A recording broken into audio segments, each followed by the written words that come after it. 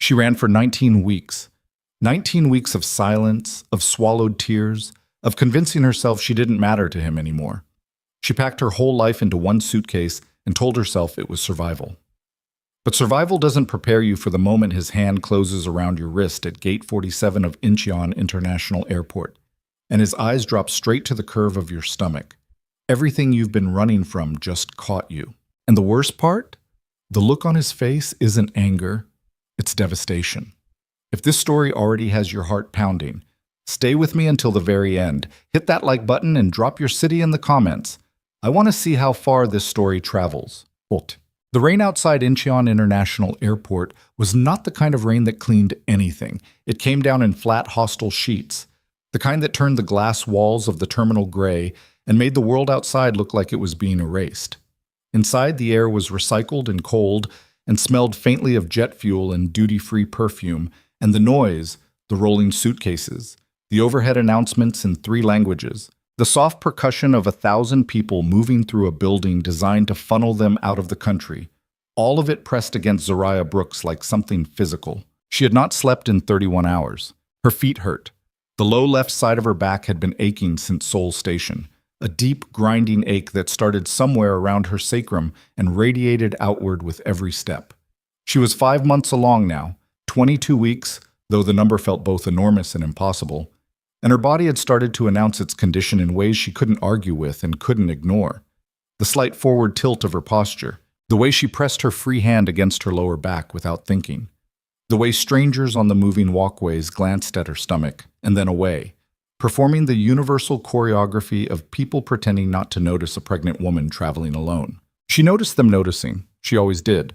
Her carry-on rolled behind her on 3 working wheels, the 4th dragging slightly and catching on the polished floor every few feet. She hadn't bought a new bag because she hadn't planned on being in Seoul long enough for the broken wheel to matter. She'd planned to be in and out, signed the final paperwork at her attorney's downtown office, retrieved the personal documents she'd left in the apartment she'd shared with Jae-min for 8 months, and then gone. Back to Los Angeles. Back to her mother's guest bedroom.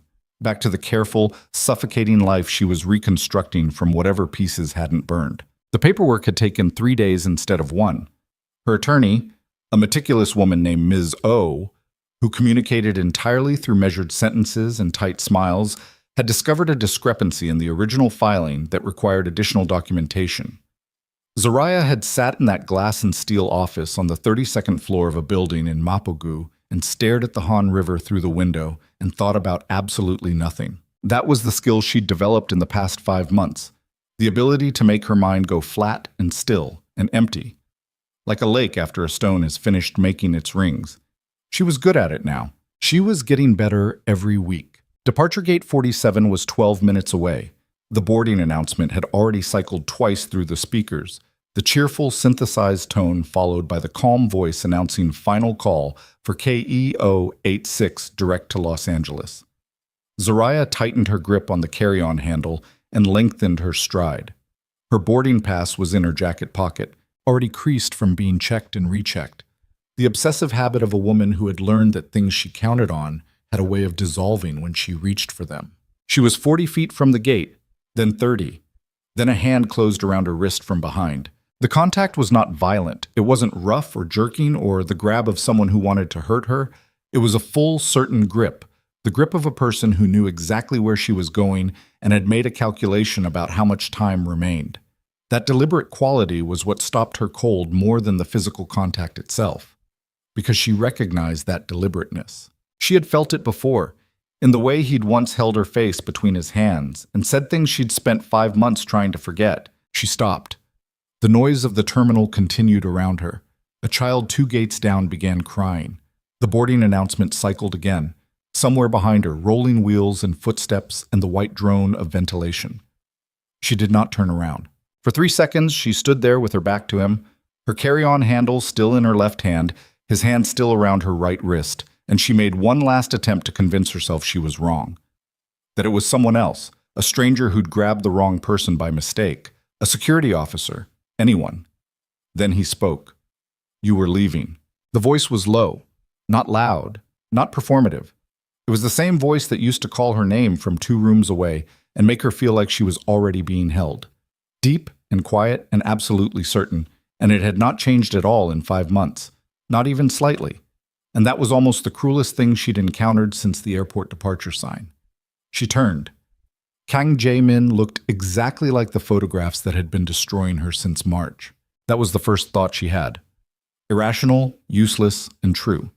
He was wearing a black suit, the kind that didn't have a visible label because it didn't need one. The kind that was so precisely constructed it looked less like clothing and more like a statement of intent. No tie. His collar was open by one button. His dark hair was slightly damp from the rain. She could see the residual moisture along his hairline. And his jaw carried 2 days of growth, which was unusual for him.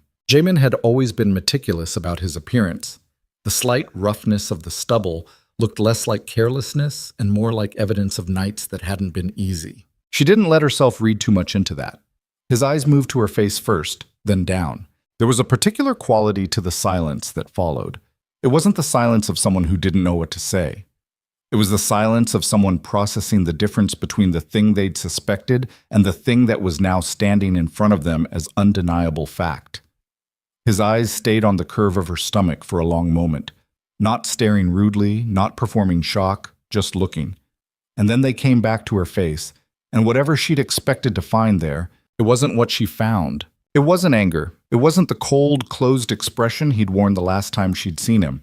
It wasn't the controlled, calculating look that she'd come to associate with his public face, the face he wore in boardrooms and at press events and in every photograph that had appeared on international media since January. It was something much harder to handle than any of those things. "You were leaving with my child." The words were quiet. Not an accusation, not even quite a question. More like a man saying something aloud because keeping it internal had become physically impossible. Zoraya's jaw tightened. "That's not—" She stopped, reorganized. "Let go of my wrist." He released her immediately. Stepped back 1/2 step, creating distance, his hands going to his sides. Around them, the airport continued its indifferent business. No one was paying attention yet. They were just two people having a quiet conversation beside Gate 47. But Zoraya was aware of Jae-min's security detail positioned at careful intervals. She recognized one of them, a broad-shouldered man named Hyun-soo, who had once driven her home from a gallery opening when her feet hurt.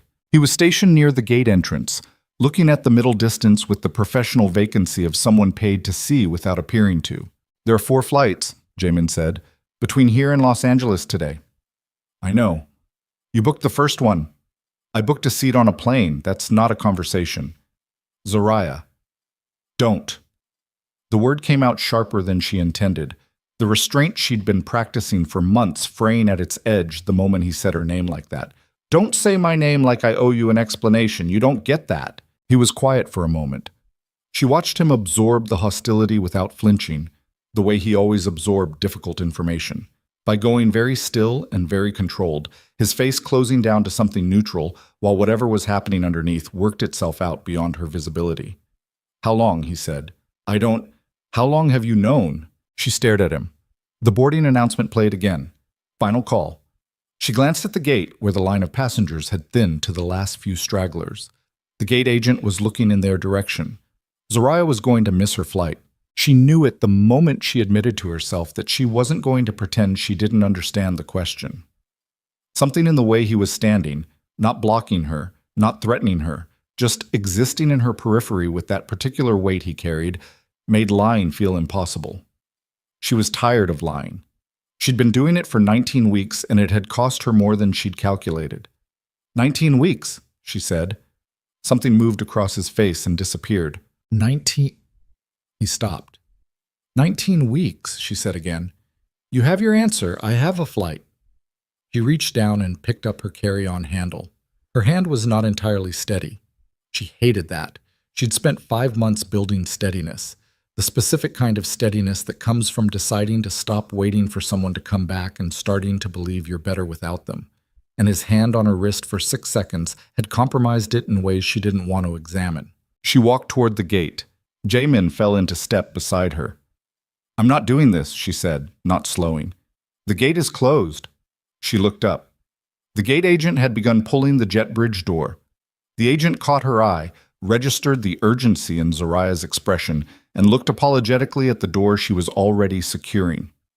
The flight closed. Zoraya stood at the end of the gate corridor and stared at the glass for a moment with her hand still on the carry-on handle and her jaw locked tight and everything she'd carefully managed for 19 weeks pressing against the inside of her chest. Then she turned and looked at Jae-min. "You had someone delay it." "No. Don't." "I didn't touch the flight," he said, and his voice was steady enough that she believed him against her will. "The departure board has been showing a weather delay for the past 20 minutes. The rain on the runway." She looked up at the overhead board. KEO 86. Delayed 90 minutes. She looked back at him. "I need to sit down," she said, because her back was doing the thing again, and the overhead lighting was starting to feel aggressive, and she had been on her feet for too long. It was not a capitulation, it was physiology. She told herself that clearly. He led her to a row of seats near the window, not the ones closest to other travelers. The ones at the end. She sat without acknowledging the gesture and placed her carry-on between them with deliberate precision. He sat and leaned forward, elbows on his knees, hands loosely clasped, and he looked at the rain on the glass for a moment before he looked at her. "You were going to raise the child alone," he said. "Yes." "Without telling me." "Yes." He absorbed that. Why? The word was so stripped of everything extraneous that for a moment she didn't know how to respond to it. Not, "Why did you do this?" Not, "Why would you think that was acceptable?" Not the catalog of grievances she'd half expected. Just why? Small and direct and unanswerable, without honesty she hadn't planned to offer. "Because you'd already made your choice," she said. "And it wasn't me." The silence between them had texture after that. It wasn't empty. It was full of the specific weight of things that had been accumulating for months. Every photograph she'd seen, every unanswered message, every morning she'd woken up in her mother's guest bedroom and lain there for a few minutes before the day's requirement for functioning reasserted itself. "The photographs," he said. "Don't." "Zoraya." I said, "Don't." Her voice was controlled but barely. "I'm not doing the conversation where you explain the photographs. I saw what I saw. You were standing next to Chairman Kwan's daughter at a private dinner. You were smiling. There were 15 separate instances across 3 months. I'm not a child, and I'm not stupid." "I know you're not." "Then don't talk to me like I misread something." "You didn't misread what you saw," he said, "but you didn't see everything." She looked at him directly for the first time since sitting down. He was already looking at her. The expression on his face was one she hadn't encountered before, or hadn't recognized before, and she found, to her intense irritation, that she couldn't simply dismiss it. There was something in it that looked like grief, the kind of grief that comes from a specific cause, not a general one, the kind that has a shape. "The divorce papers," she said. "Yes, I signed them 3 months ago. Miss O walked me through. I never filed them." The sentence landed between them and sat there. Zoraya's breathing changed. She was aware of it, the slight catch, the recalibration, and she kept her face still through it, but her hands tightened on her thighs. "What did you say?" "I never filed the divorce papers," Jae-min said. His voice was utterly level. "The documents Miss O presented to you were not the documents I authorized. They were a fabrication. The signatures attributed to me were forged. The filing confirmation she showed you was fabricated. I have a legal team that has been working on verifying this for 6 weeks. The terminal noise continued around them. Somewhere a child was laughing. The rain on the glass hadn't let up. "That's not—" She stopped. Her throat was tight. Who would— "Chairman Kwan's office," he said. "His network has been working to dismantle my position for 2 years. I am a problem for him because I control 3 infrastructure contracts he needs for his political coalition. To move me, he needed to eliminate the people I protect. You were considered leverage. If you believed the marriage was over, you would leave. If you left, my focus would shift. If my focus shifted, there were contracts he could maneuver around me." She was looking at him. "The photographs were orchestrated," he continued. "Chairman Kwan's daughter is engaged to someone else. She was placed at those events deliberately. The photographs were distributed to channels that would ensure you saw them. I did not know until 8 weeks ago that this was happening. I thought you had chosen to leave." The last sentence came out quieter than the rest. "I thought you chose to leave," he said again, with the emphasis shifted. I received documentation that you had engaged an attorney. Then I received your signatures on papers I never signed myself. I spent 6 weeks trying to understand what I had done, and then my investigator found the anomalies in the filing. Zoraya's hands were very still on her thighs now. You thought I left you, she said. Yes. And I thought you left me. He didn't say anything. For 5 months, she said. You thought I left you, and I thought you left me and our child. Her voice broke on the last word, and she stopped and pressed her lips together and waited until the steadiness came back. It took longer than she'd wanted.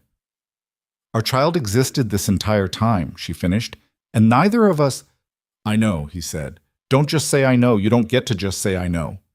You're right.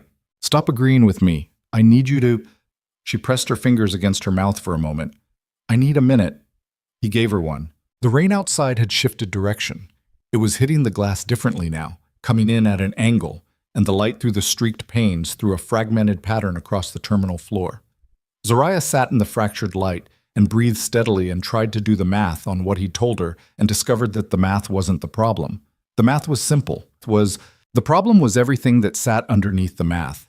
All the weeks of believing she understood exactly what had happened to her. All the careful, painful work of reorganizing herself around that understanding.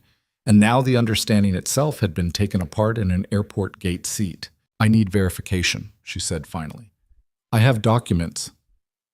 I need to see them myself, with my own attorney, not yours. Yes. And if what you're saying is true— She paused. If what you're saying is true, then someone has been working against us from inside both our circles, which means I don't know who I can trust. No, he said, you don't. Including you. He met her eyes. Including me, he said, and that was not what she'd expected, and the unexpected honesty of it hit her somewhere that she'd been protecting for months. She was quiet for a long moment.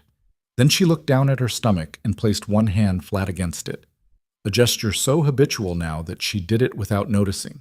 The instinctive reassurance of someone who had been the only protection a small person had for 19 weeks. His heartbeat has been steady, she said. She wasn't entirely sure why she said it. She hadn't planned to. Jaemin looked at her hand on her stomach. Something in his face shifted and resettled, and it was the realest expression she'd seen from him since the airport entrance, raw in the way that very controlled people look when the control slips for a second and the thing underneath is something they weren't prepared to display publicly. He said. She looked up. He, she confirmed, and then there was a different kind of silence between them than the one that had been there before, and neither of them moved for a while. The 90-minute delay passed in pieces. They did not talk about the marriage. They did not talk about Chairman Kwan or forged documents or the 6 months of carefully engineered separation. Zoraya asked for water, and Jaemin produced a bottle from somewhere with the seamless efficiency of a man whose environment was perpetually managed, and she drank it and her backache receded to a dull murmur. And they sat together in the airport seats with the carry-on between them like a deliberate boundary, and the subject they did talk about, haltingly, carefully, the way people handle something they're afraid of dropping, was the child, not the pregnancy in the abstract. The child is reality. She told him about the first ultrasound, the one at 10 weeks in a clinic in Koreatown where she'd stared at the grainy monitor image and not fully believed it was real. She told him about the week at 16 weeks when she'd stopped sleeping properly because her dreams had taken on a quality she didn't want to describe. She told him about the name she'd been tentatively considering, alone, without telling anyone, because saying it aloud had felt like a commitment she wasn't sure she deserved to make without the other half of the equation. He listened. He didn't interrupt. He didn't offer parallel narratives or redirect toward his own experience. He just listened, and she'd forgotten that this was something he did, actually listened, in the particular way that made you feel like the words you were saying mattered to the person receiving them. She stopped herself from finding comfort in it. When the reboarding announcement came over the speakers, she stood, gathered her carry-on, straightened her jacket. Jaemin stood beside her, and for a moment they faced each other in the complicated light of the terminal. 22 weeks of shared future between them and 6 months of manufactured wreckage and a conversation that had raised more questions than it had answered. I'm still getting on that flight, she said. I know. I need to go home. My mother doesn't know. She stopped. There are things I need to handle in Los Angeles. My life there. I understand. Don't follow me. I won't. She studied him for a moment. His face was composed, that familiar discipline reasserting itself, but around his eyes there was something that hadn't been there when she'd first turned around. A quality of alertness, maybe, or held breath. Send the documents to Ms. Park, she said. Ms. Park was her own attorney, the one she'd hired independently in September, 3 weeks before the divorce. Not Ms. Park. Yes, he said. She nodded once, picked up her carry-on, walked toward the gate. She did not look back, but she was aware, with the particular heightened awareness of a person whose world has just shifted on its axis, that he watched her until the jet bridge door closed. The flight to Los Angeles was 14 hours. She spent the first 3 staring at the seat back in front of her and recalculating everything. At hour 4, she fell asleep, and the sleep was dark and dense and dreamless. And when she woke over the Pacific with her hand on her stomach and the cabin dim around her, the calculation was still unfinished. She thought about forged signatures, about engineered photographs, about a man who said he'd never filed the papers and looked like grief when he said it. She thought about what Ms. Park would find when she read the documents. She thought about her son's heartbeat, steady as a metronome, wholly indifferent to everything happening outside his current world. She pressed her hand more firmly against her stomach and stared at the dark window and thought, I need to know the truth. Not his version, not Chairman Kwan's version, not Ms. O's carefully managed version, the actual truth. And the actual truth she was beginning to understand was going to be worse than any single version she'd already been given. She didn't know yet how right she was. Los Angeles met her in gray morning. LAX at 6:15 a.m. had its own specific texture. The overcast sky, the exhaust-heavy air, the particular exhausted efficiency of international arrivals at that hour. She cleared customs in 35 minutes and found her mother's car idling at the curb, her mother at the wheel, a woman in her mid-50s who had spent the past 5 months watching her daughter carry something alone and deciding not to push. Her mother looked at her face as Zariah settled into the passenger seat and then looked back at the road and said, What happened? I'll tell you when we get home, Zariah said. Her mother drove. At the apartment, Zariah showered and changed and ate the breakfast her mother made without entirely tasting it. Then she sat at the kitchen table with her phone and called Ms. Park. I need you to look at something, she said when Ms. Park answered. I have incoming documents. They came from Kang Jae-min's legal team. I need you to tell me whether the divorce filing is legitimate. Ms. Park's pause was brief and professional. When should I expect them? Today, Zariah said. He said today. They arrived at 3 in the afternoon.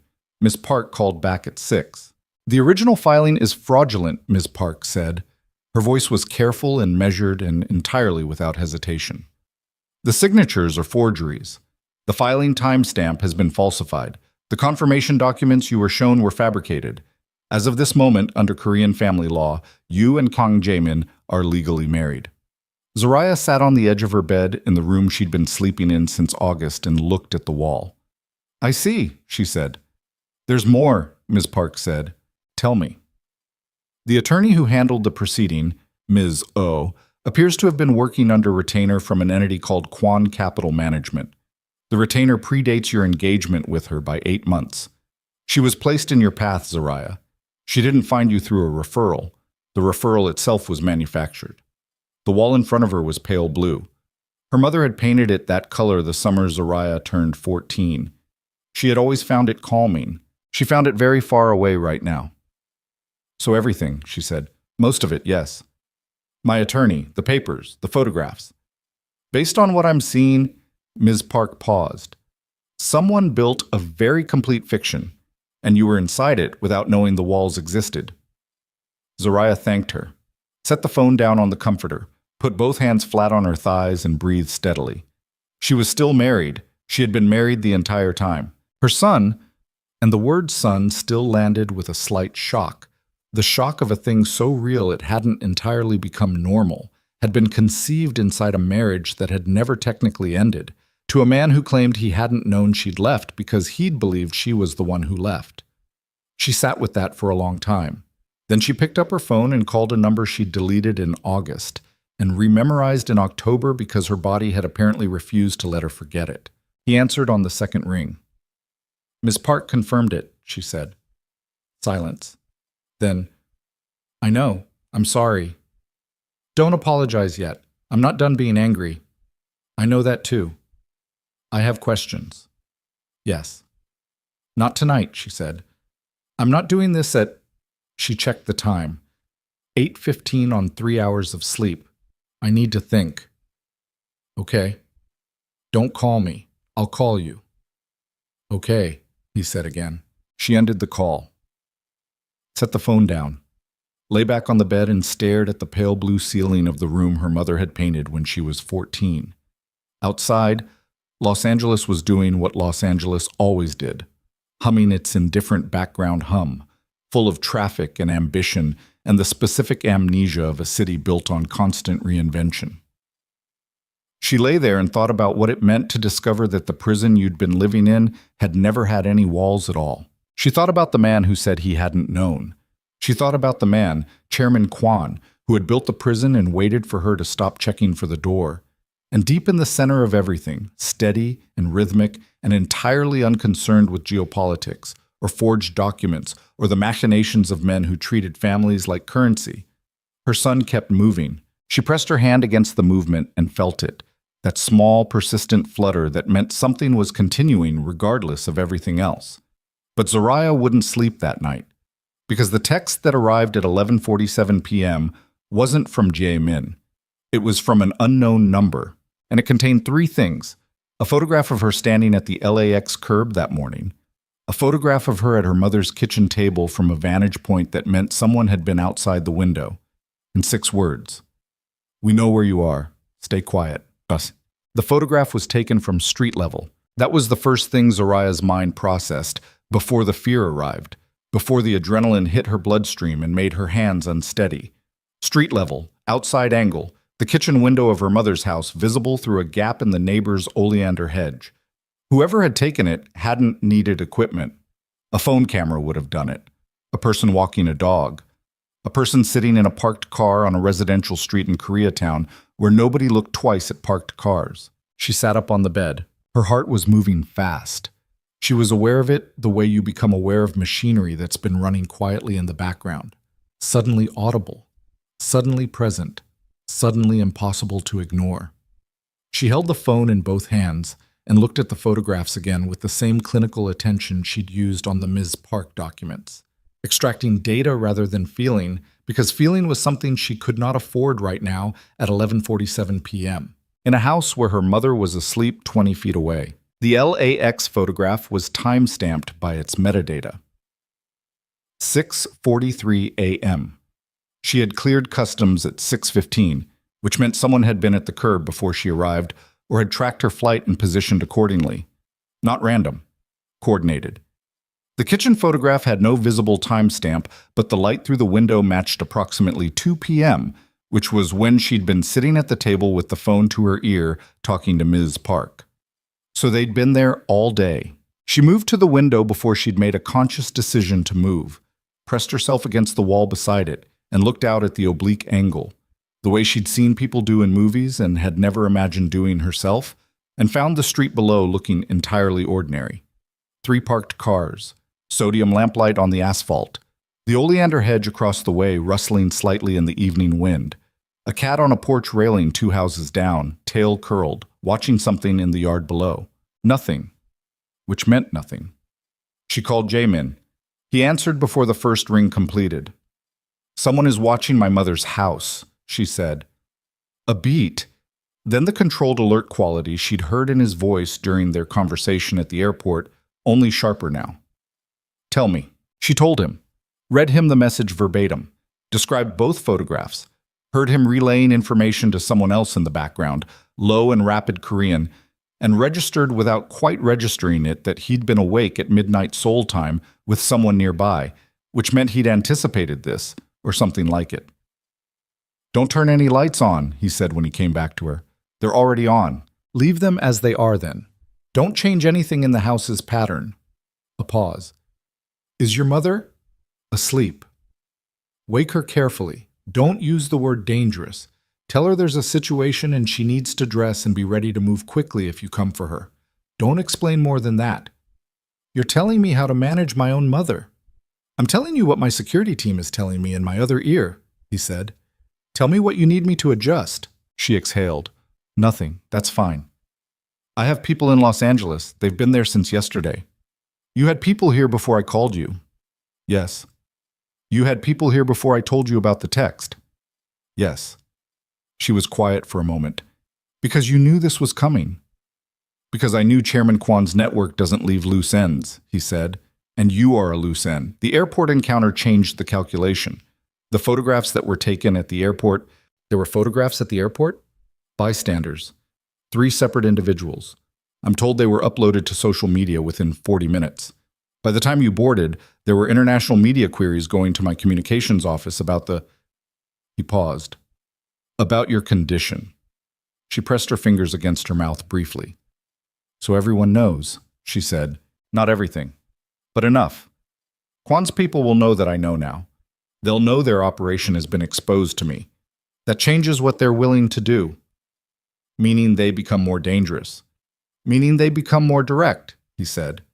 Yes. She walked to her mother's door, stood outside it. Through the wood she could hear the slow rhythm of her mother's breathing, the particular quality of deep and unworried sleep, and something in that sound made the fear sharpen into something more personal and harder to metabolize. Her mother had not signed up for any of this. How long until your people are on this street? She asked. They're already on the street. They have been for 2 hours. I see, she said. Then, after a moment, I hate that that's the first thing that made me feel better. I know. I'm still angry. I know that too. She put her hand on her mother's door. I'll call you back.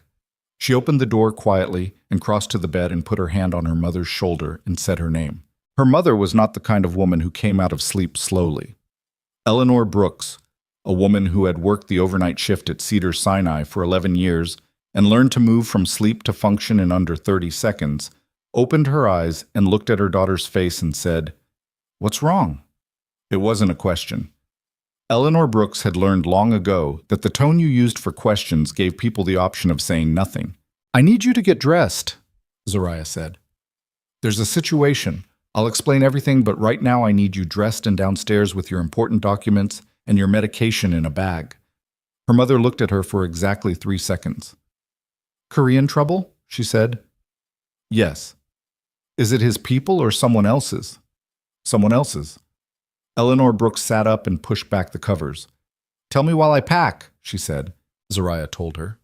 The edited version. The version that conveyed the essential structure without the parts she hadn't fully processed herself. Ms. O. The forged documents, Chairman Kwan, the photographs, the text, the 6 words. She talked while her mother moved around the room with the unhurried efficiency of someone who'd always suspected this situation might arrive and had decided not to waste energy on panic when it did. Eleanor packed a canvas bag in 4 minutes. Documents, medication, the photograph from the mantel downstairs that Zariah didn't have to specify. She knew which one. You're still married to him, her mother said. Legally, yes. And he's here. His people are outside. Her mother stopped and looked at her directly. Eleanor had a way of looking at people. A nurse's look. A look that had learned over decades to assess what was real beneath what was presented. And she used it on Zariah now, without any softness in it. Do you trust him? She said. Zariah didn't answer immediately. She was aware of the weight of the question, of the very specific trap in it. The difference between trusting someone's intentions and trusting someone's capability, and the other difference between trusting and having no better option. I trust that his people will not let anyone touch you, she said. That's what I'm certain of right now. Her mother studied her for a moment longer. Then she picked up the canvas bag and said, That's a more honest answer than most people would give. They moved downstairs. Yunsu was at the front door 4 minutes later. Zariah recognized him through the peephole and opened the door, and he inclined his head with the same professional courtesy he always showed and said, There were 2 vehicles on the street, one in front and one at the corner, and that they were requesting Zariah and her family relocate to a secured property in Koreatown for the evening. My family is one person, Zariah said. My mother. Yes, Ms. Brooks. What's the property? An apartment complex Mr. Kong maintains for organizational use. The building has controlled access, a private elevator, and security staff on all 4 entry points. A safe house, her mother said from behind her. A secured residence, Hyun-soo said. Eleanor considered him. Do you have coffee there? Yes, ma'am. Then let's go, her mother said. The apartment was on the 8th floor of a building in Koreatown that looked entirely residential from the street. Brick, modest landscaping, an underground parking structure with a gate that required both a code and a key fob. Inside, the apartment was clean and warm and had no personality whatsoever, which was the signature quality of a space maintained for function rather than habitation. Zariah had slept in 3 such spaces during their marriage, during periods when Jaemin had assessed certain threats as requiring a change of location. She'd resented them then. She hadn't fully understood what they were for. She was beginning to understand now. She got her mother settled, the guest room, the correctly stocked kitchen, the coffee machine that Hyun-soo had correctly predicted would be there, and then she sat at the dining table in the main room and called Jae-min again. The text came from a relay number, she said when he answered. Ms. Park says it's untraceable through normal channels. I know, my people have it. Stop telling me your people have things I'm still finding out about. A pause. That's fair. What do they actually have? The number traces to a prepaid device purchased in Seoul 3 weeks ago. It was activated the day you booked your return flight to Los Angeles, which means they've been tracking my movement since the booking, she said. Yes. She pressed her thumbnail against the table's edge, hard enough to feel. And you didn't know I was coming to Seoul? No. A beat. I found out the morning of. I was in a meeting with my logistics director when my communications team flagged that your attorney's office had filed a request with the property registry for access to our shared address. That was how I knew you were in the city. I came to the airport. He stopped. You were there when I arrived, she said. I was there 2 hours before your arrival, he said. I spent those 2 hours in a car outside the terminal deciding whether to go inside. She sat with that image for a moment. Jae-min in the back of an SUV outside Incheon, running whatever calculation he ran when the variables included her. Why did you go in? She said. Because the alternative was watching you leave the country again, and I'd already done that once.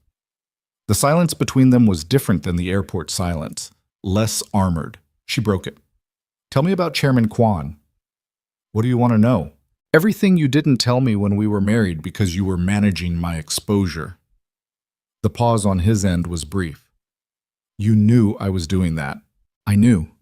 I didn't know the scope.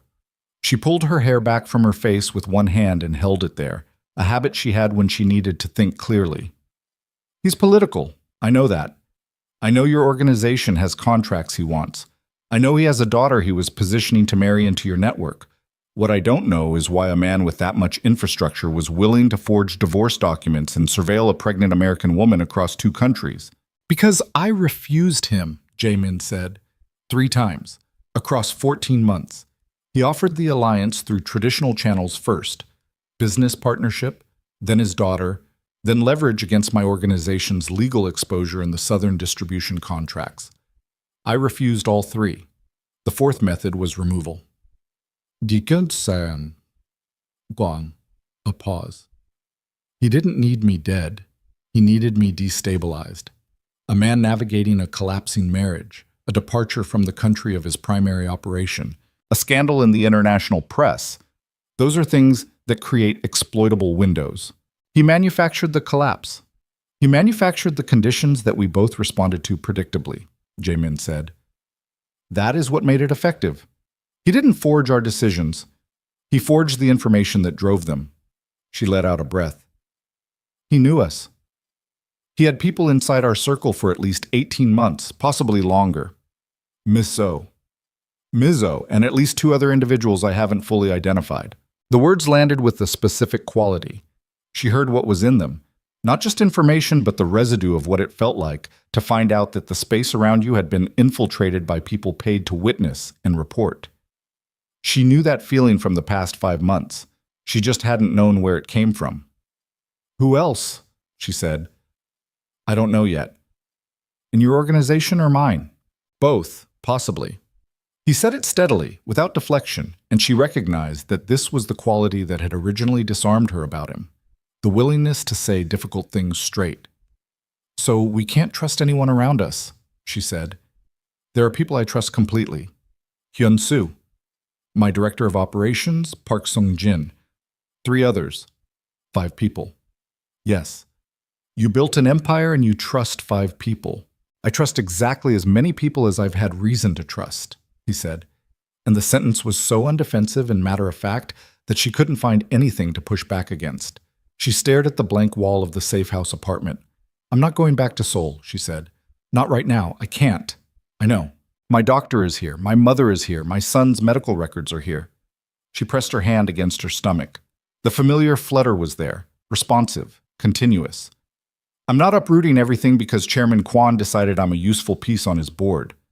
"No," Jaemin said. "You're not. But you think I should." "I think Los Angeles is harder to secure than Seoul," he said. "I think Chairman Kwon's network has demonstrated it can place assets near you with less than 12 hours of lead time. I think the text tonight was not a final warning. It was a first one." A pause. "What I think is not what I'm asking you to do." "What are you asking me to do? Tonight?" "Nothing. Tomorrow, I would like you to meet with Sung-jin, who is flying in from Seoul in the morning, and hear the full security assessment. Then you decide. I will support whatever you decide."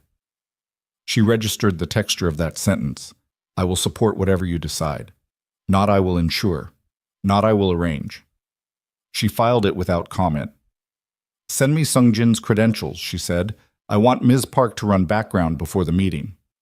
"Already sent to Ms. Park," he said. "You anticipated that." "I know how you work," he said.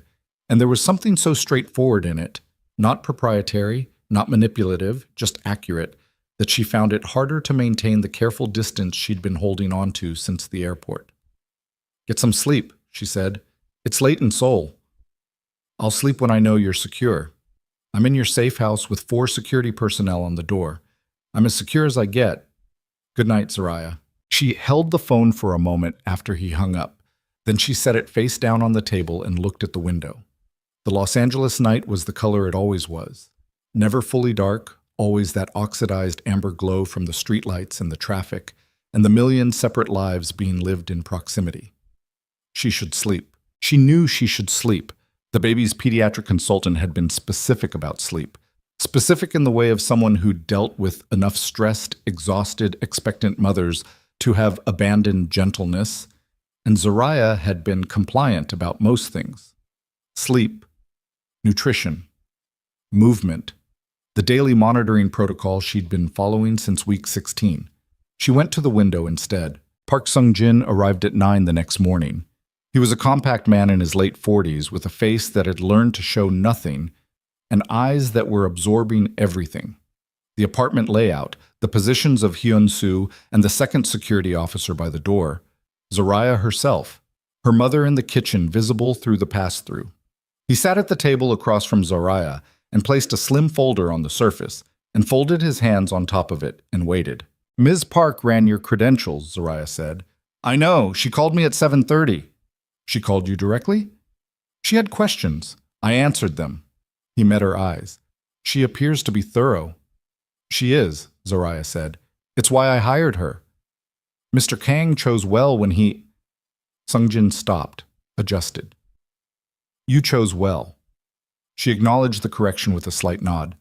"Tell me about the security assessment." He opened the folder. What Sung-jin laid out over the next 40 minutes was the kind of information that reorganized Zoraya's understanding of the past 6 months, the way an earthquake reorganizes a building. Not destroying it entirely, but shifting the foundations until none of the walls quite stood at the angles they used to. Chairman Kwon's network, as Sung-jin described it, was not a secondary operation. It had been built over 22 years, interwoven through political infrastructure, financial networks, and private security organizations across 4 countries. It had a legal arm and an illegal arm and a large gray space between them where most of its effective work was done. Zoraya's case, the engineered separation, the forged documents, the surveillance, was not unusual for this network. It was standard methodology for removing obstacles to political consolidation. She had been assessed, surveilled for 14 months before she'd known about any of it, and then systematically isolated. They expected you to disappear, Sungjin said. A pregnant American woman, unmarried by all visible documentation, with no structural connection to Kang organization, no reason to fight, every reason to build a quiet life somewhere manageable. They underestimated me, Zoraya said. They underestimated that Mr. Kang would find you before you left the country. That was an accident of timing. Was it? Sungjin said. It wasn't quite a question. She looked at him. He looked back with that absorbing neutrality that reminded her, oddly, of Ms. Park. What's the current threat level? She said. The text last night indicates active monitoring. The fact that it was a warning rather than an action indicates they're still in an assessment phase. They want to understand whether the airport encounter changes your behavior, whether you'll remain in Los Angeles and wait, whether Mr. Kang will come to you or request you come to Seoul. He paused. The moment that assessment concludes, the warning phase ends. How long do we have? Days, he said, possibly less. Eleanor Brooks appeared in the pass-through between the kitchen and dining room.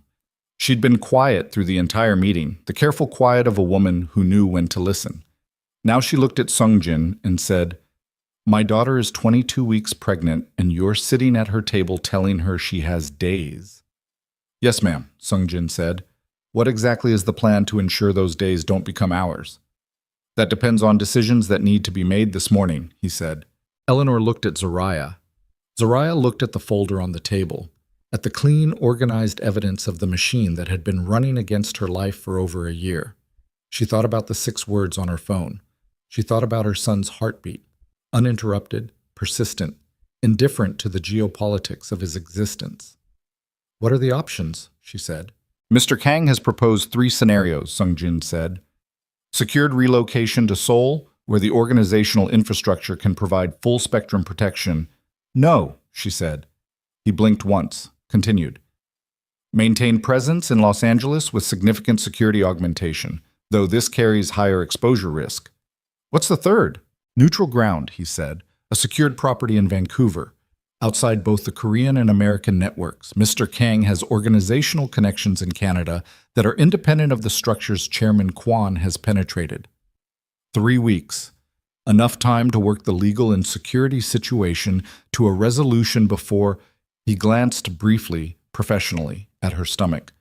"Before the next phase of your medical situation requires stable infrastructure." Zoraya was quiet. "Does Jaemin know you were going to offer these in this order?" she said. "He listed them alphabetically," Sungjin said. "I reordered them by my own assessment of your likely responses." "Why?" "Because I've been with Mr. Kang for 11 years. And in 11 years, I've learned that the most important variable in any situation he's in is not the external threat. It's what the person next to him decides to do." A pause. "He told me your answer to the option of Seoul would be no. He asked me not to argue with you about it." She stared at Sungjin. Then she looked at her mother. Eleanor Brooks said, "Vancouver's beautiful this time of year." Zoraya put both hands flat on the table, took one breath. "Book it," she said. Sungjin was already reaching for his phone when the second security officer by the door straightened sharply and pressed 2 fingers to his earpiece and said something rapid and low in Korean that Zoraya didn't catch. Hyunsu crossed the room in 3 steps. "We need to move," he said. "Now." Zoraya stood. "What?" "Vehicle identified on the street, different from last night's surveillance pattern. Occupant photographing the building entrance." His voice was level and entirely without panic, and that levelness was the most alarming thing in the room. "Mr. Kang has been notified. We have a window of approximately—" He stopped. His phone in his left hand was vibrating. He looked at it. Something crossed his face. "What?" Zoraya said. Hyunsu looked up. "The vehicle is not Chairman Kwan's network," he said. She looked at him. "Then whose—" "Mr. Kang's mother landed at LAX 40 minutes ago." The room went silent in a way that had nothing to do with sound and everything to do with what the words meant. Zoraya's mother set down her coffee mug in the kitchen. Sungjin went very still. Hyun-soo kept looking at his phone with the expression of someone who'd just been handed a problem that fell outside every contingency plan he'd... Hyun-soo was still looking at his phone when Zoraya said, "How does she know where we are?" The question landed in the room like a stone dropped into still water. Sungjin looked up from his own phone. The second security officer by the door shifted his weight.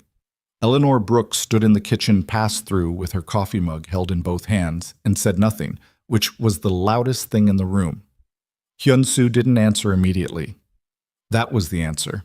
"She knows where we are," Zoraya said again, "because someone told her." "Ms. Brooks, don't." She stepped toward him. "Don't manage me right now. Someone in this building, in this operation, told Jaemin's mother where I was relocated last night. Who was it?" Hyun-soo met her eyes.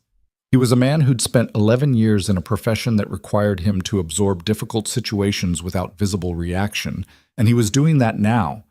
But there was something underneath it, a tightness around his jaw, a quality of controlled anger that she recognized because she was feeling it herself. "I don't know," he said. "Then find out." She turned away from him and called Jaemin. He answered in one ring. "I know," he said before she spoke. "Your mother is outside." "I know. I didn't tell her where you were." "Someone did." "I know that too." His voice was controlled, but there was an edge under the control she hadn't heard before. "Sungjin, give me Sungjin." She handed the phone across the table. Sungjin took it and moved to the window and spoke in low, rapid Korean for 90 seconds. And the quality of his posture during those 90 seconds told her that whatever Jaemin was saying, it was not reassuring. She looked at her mother. Eleanor set down the coffee mug. "Do you want me to stay or go?" "Stay close," Zoraya said. "Don't open any doors." Her mother nodded once and moved back from the pass-through without another word. Sungjin returned to the table and held out the phone. "He wants to speak with you." She took it. "What?" "My mother has one person with her," Jaemin said. "A personal assistant. She came alone. That's not aggression. That's strategy. She wants a conversation." "I don't want a conversation with her." "I know. The last time your mother wanted a conversation with me, she offered me an envelope and told me to disappear." The silence on his end was brief. "When was this?" Zoraya stopped. She stood very still beside the dining table of the safe house apartment with the phone at her ear and the Los Angeles morning pressing gray light through the window, and she looked at the wall and said, 6 months ago, 2 days after I returned to Los Angeles, she came to my hotel." "You were staying at a hotel?" "Before I went to my mother's. I stayed 2 nights at the Intercontinental downtown. Your mother arrived on the second morning. She knew the room number. She sat across from me and put an envelope on the table and told me to name my price. Zoraya. I didn't tell you because I didn't think it mattered." Her voice was steady. The steadiness cost her. "I thought we were divorced. I thought you'd sent her. I thought it was your way of ensuring I stayed quiet." The silence from Seoul had a different quality now. Not controlled. Something raw underneath it.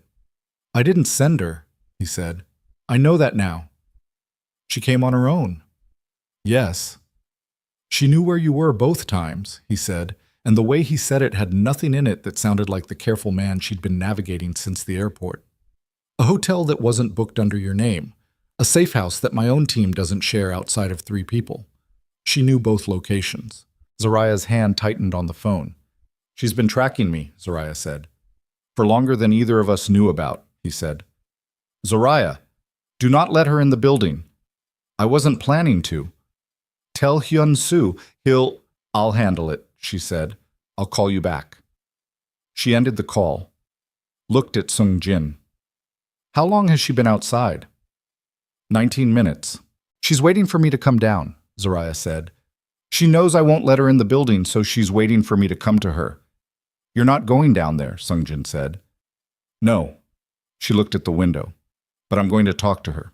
She called down through Hyun-soo's communication channel, and 4 minutes later she was standing at the building's glass lobby doors with Hyun-soo at her left shoulder and the second officer at the door itself. And through the glass she could see the black Mercedes at the curb and the woman standing beside it. Madame Kang, she had never offered another name, not in the 8 months Zoraya had known her, was 71 years old and looked like something that had been built rather than born. She was slight in the way that certain kinds of strength are slight, stripped of anything excess, all bone and precision. She was wearing a charcoal wool coat despite the Los Angeles warmth, and her white hair was immaculate, and she was looking at the lobby doors with an expression that Zariah had catalogued the first time she'd met her. Absolute certainty about the outcome of whatever she'd decided to do. She was alone. Her assistant waited by the car. Zariah opened the lobby door 3 inches. "I'm not coming down and you're not coming up," she said. Madame Kang looked at her without surprise. "I wasn't going to ask." "Then say what you came to say." The older woman's eyes moved to Zariah's stomach in the same way Jae-min's had at the airport, direct and unhurried, registering information. Unlike Jae-min's, there was no devastation in the look. There was calculation. "You've spoken with Jae-min," Madame Kang said. "Yes." "He's told you about Chairman Kwon?" "Yes." "Did he tell you about the agreement?" Something in the word agreement, the particular weight she placed on it, made Zariah's hand tighten on the door's edge. "What agreement?" she said. Madame Kang was quiet for a moment. A car passed on the street behind her. Somewhere 2 blocks away, a siren rose and flattened out. 11 months ago, she said, Jae-min entered preliminary negotiations with Chairman Kwon's office. Not about the political alliance, about the Southern distribution contracts. Kwon needed access to 2 specific infrastructure nodes. Jae-min needed political cover for a legal exposure issue in the Busan operation. She paused. The negotiation included a personal component. Zariah said nothing. Kwon's condition for the cover was the alliance with his daughter, Madame Kang said. Jae-min's initial response was refusal. His second response, 8 weeks later, was conditional acceptance of a preliminary discussion. The lobby air was cold. Zariah was aware of Hyun-soo at her left shoulder, very still, and of the fact that his stillness had a different quality than it had a few minutes ago. "You're lying," Zariah said. "I am doing many things," Madame Kang said. "Lying is not one of them at this particular moment." Jae-min told me he refused Kwon 3 times. "He refused the full alliance 3 times, she said. "The preliminary discussion is not the same as the full alliance. He did not tell you about the preliminary discussion." The door in Zariah's hand felt very heavy. "Why are you here?" she said. "Because my son is about to make a decision that will cost him everything he's built for 15 years. And he is making it based on a version of events that he has edited." She held Zariah's gaze. "I am not his enemy. I am not yours. I am a woman who has watched her son construct his entire life around the idea that if he protects people efficiently enough, they will not be taken from him." A pause. "He believes he can protect you by dismantling himself. He is wrong. Kwon doesn't want Jae-min weakened. He wants him destroyed. A weakened Kang organization with a vulnerable heir is a better target than a strong one, not a safer one." Zariah stared at her. "You came here to tell me to leave him," she said. "Again." "I came here to tell you the truth," Madame Kang said. "What you do with it is your own matter. And the truth includes an agreement Jae-min made with Kwon that he didn't tell me about." "Yes." "Show me." The older woman reached into her coat and produced a folded document. She held it out. Zariah looked at it through the 3-inch gap in the door and didn't move for a moment. And then she said to Hyun-soo, "Take it," and he stepped forward and took it from Madame Kang's hand. Zariah closed the lobby door. She stood in the lobby with the document in Hyun-soo's hand and looked at it without taking it, and thought very carefully about the difference between a lie and an omission, and decided that in the architecture of trust, that difference was a wall and not a door. "Give it to Sung-jin," she said. Hyun-soo brought it upstairs. Zariah followed. She sat at the dining table and watched Sung-jin read and registered every micro-expression that moved across his face, because Sung-jin's face was one of the most controlled faces she'd ever encountered, and any movement on it was significant. He read for 4 minutes. Then he set the document down and looked at her. "Is it real?" she said. A pause. "It carries the correct formatting for a preliminary organizational agreement. The dates are consistent with the timeline Mr. Kang described for the Busan exposure situation." Another pause. "I would need to verify the authentication markers." "But if it's real," he met her eyes. "If it's real, Then Mr. Kang entered a preliminary discussion with Chairman Kwan regarding a personal alliance 8 weeks after his first refusal, without disclosing this to you. The discussion was terminated. The document shows a termination notation dated 2 months later, but it occurred. Zariah pressed both palms flat on the table, hard. The pressure of them against the surface was the only thing that felt entirely solid right now. "Call him," she said. "Ms. Brooks, call him and put it on speaker." Sungjin called. Jaemin answered in 2 rings, and Sungjin put the phone on the table between them and said, "Mr. Kang, Ms. Brooks is here. I have a document in front of me. I need you to tell me whether it's authentic." He read the document header into the phone. The date, the reference number. The silence from Seoul lasted 9 seconds. She counted them. "Where did you get that?" Jaemin said. "Your mother," Zariah said. Another silence.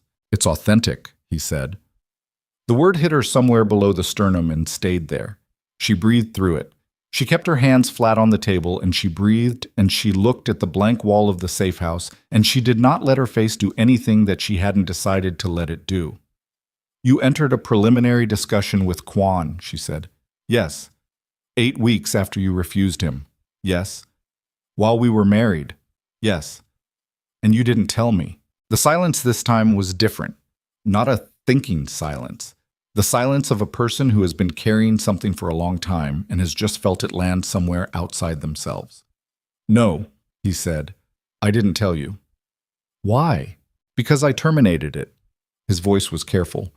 "It was a preliminary discussion. It lasted 6 weeks, and I terminated it because I realized what Kwan was actually building, and I wanted no part of the full structure.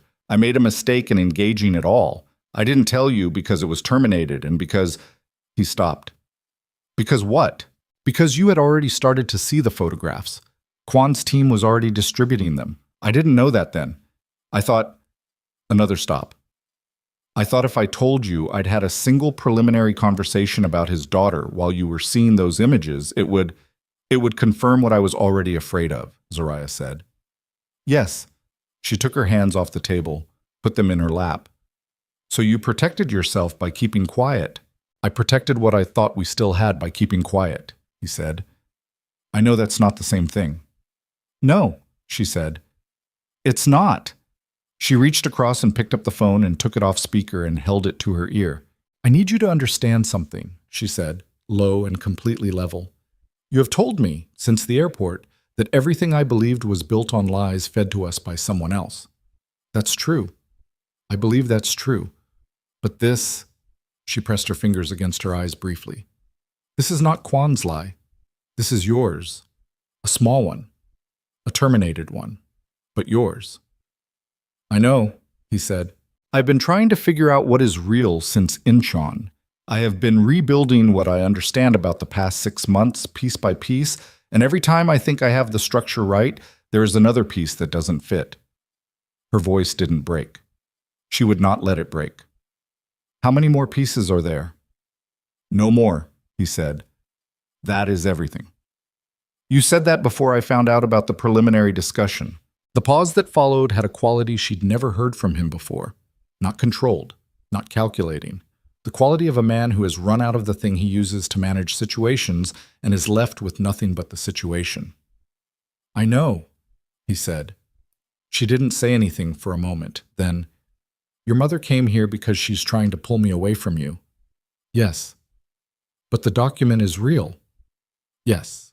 "So she used a real thing to do it, which means I don't know where her motive ends and the truth begins." She pressed her thumb against the edge of the phone. "I don't know that about anyone right now. I don't know it about Ms. O. I don't know it about Sungjin. I don't know it about you." "I understand," he said. "I need to think." "Yes." "Don't call me. Don't send anyone. I will reach out when I'm ready." She ended the call. She sat at the table for a long moment. Sungjin was at the window, giving her what privacy a small apartment allowed. Hyun-soo was by the door.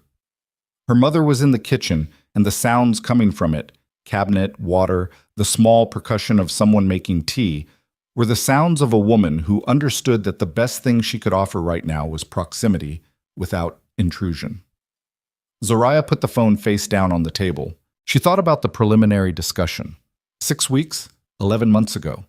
She thought about Jaemin sitting across from Kwan's representatives and entertaining the concept of the alliance while she was at home, their home, the apartment on the 41st floor with the Han River view, believing they were navigating the pressures on their marriage together. She thought about what it meant that he'd terminated it. She thought about what it meant that he hadn't told her. She thought about a man who said, "I protect people," and then protected them by keeping them in the dark about the things he was doing on their behalf. And she recognized that pattern because she had been living inside it for over a year and had called it love, and called it safety, and called it the particular silence of a man who showed rather than said. She thought about the cost of that silence now. A knock at the door. Hyun-soo answered it and spoke briefly and turned. "Building security, there's a situation on the ground floor." Zoraya looked up. "What situation?" A woman attempted to enter through the parking structure. She presented credentials identifying her as an attorney representing Kang organizational interests. Building security detained her. He paused. "The credentials are fraudulent." Her phone, which building security confiscated, contains photographs of this apartment's floor plan. The room temperature seemed to drop. "Kwan's people," Sungjin said from the window. "Yes," Hyun-soo said. Zoraya stood. The movement was controlled and careful. The movement of someone managing the gap between what their body wanted to do, which was run, and what the situation required. "How did they get the floor plan?" "Unknown." "How did they know which floor we were on?" Hyun-soo's jaw tightened. "Unknown." "2 hours ago you didn't know how Madame Kang found us either," Zoraya said. She looked at him directly. "Hyun-soo, someone in this operation is feeding information. It is not you. If it were you, we'd already be gone. But it is someone close enough to have building-specific intelligence within hours of our arrival." He met her eyes. "I know. Then we need to move, now, before they send someone who's better at getting into buildings than the last one." She turned to Sungjin. "Vancouver, how fast can you make it happen?"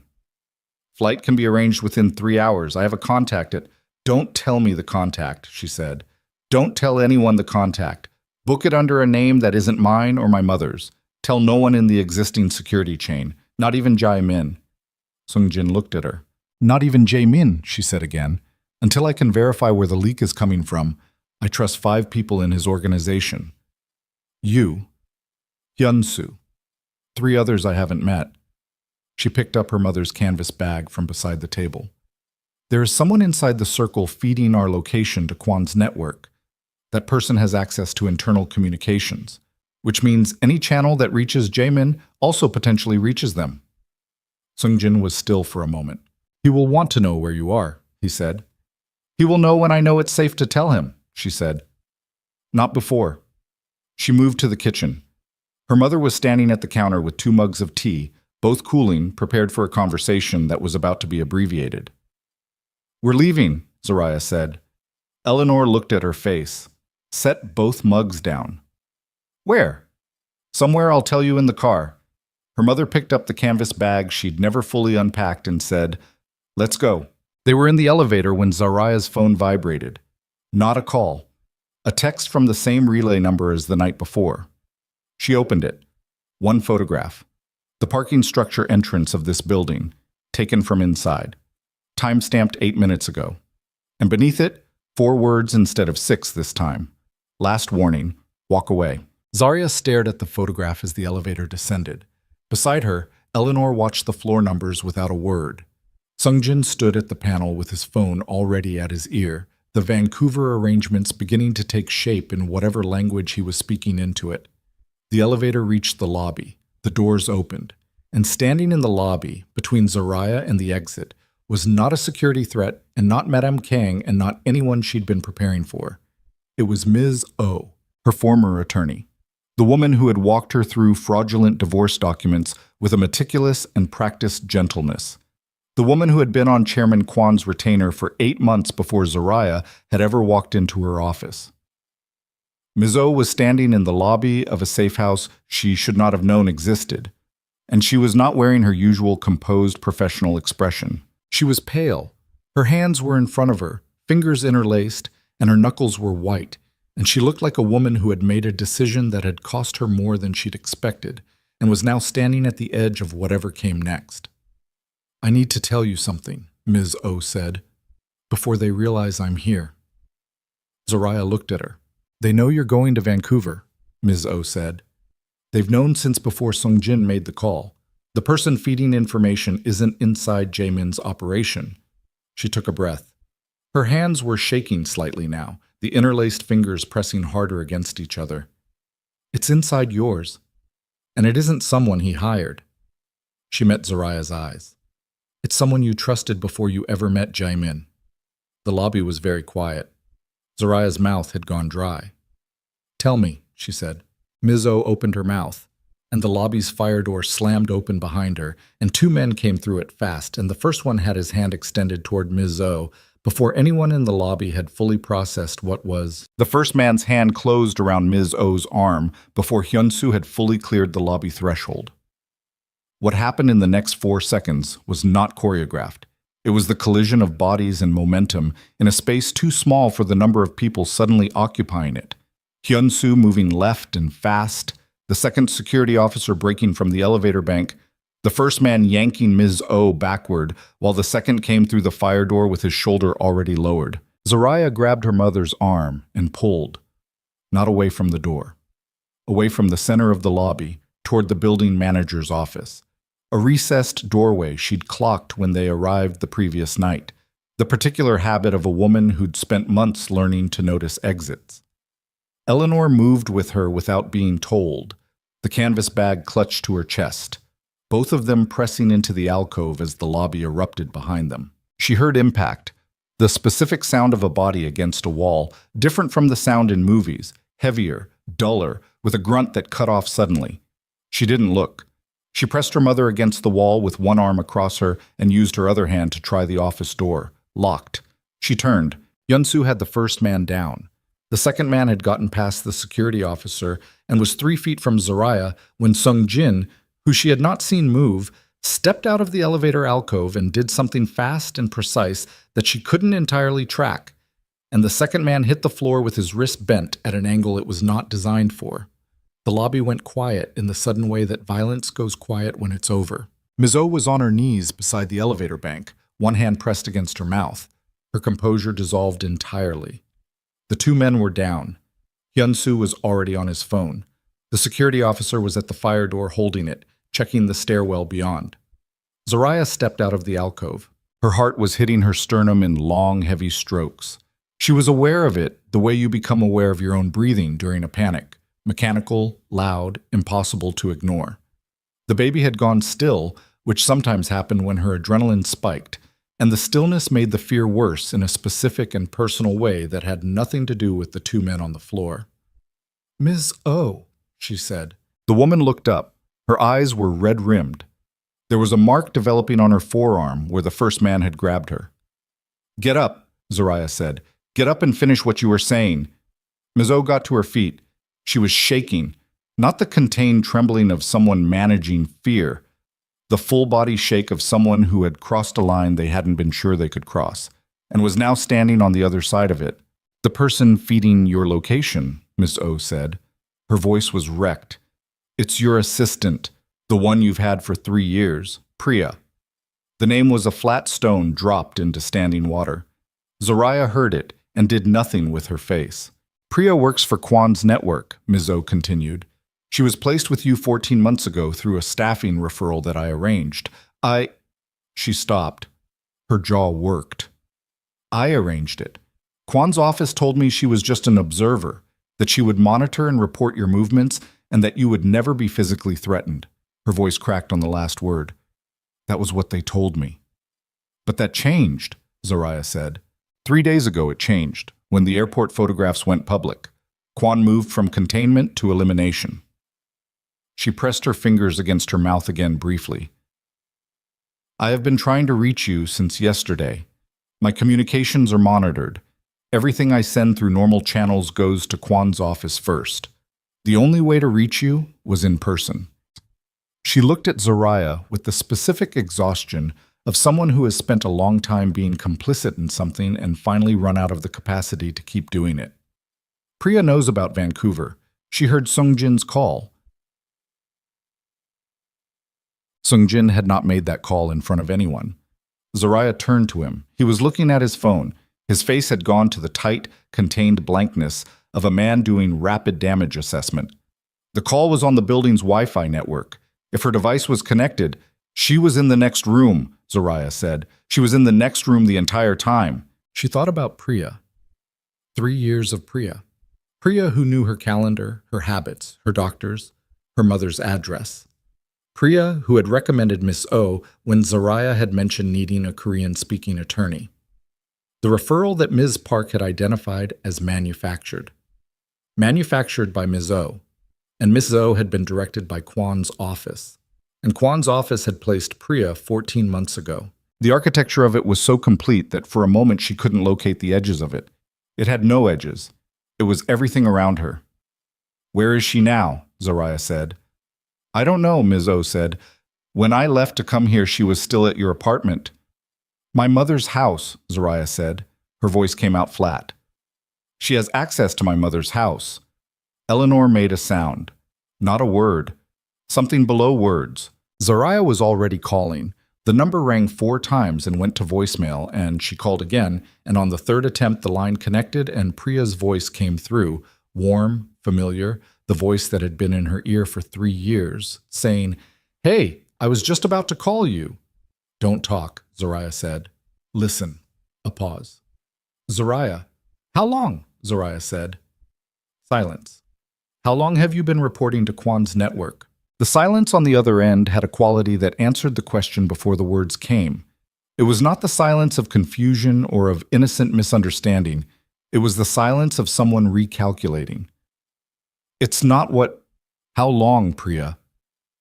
14 months. The words came out stripped of everything, flat. I'm sorry. Zaraya's hand was so tight on the phone that the case was creaking. You recommended Ms. O, she said. Yes. You knew about the forged documents. I knew there were documents. I didn't know the specifics.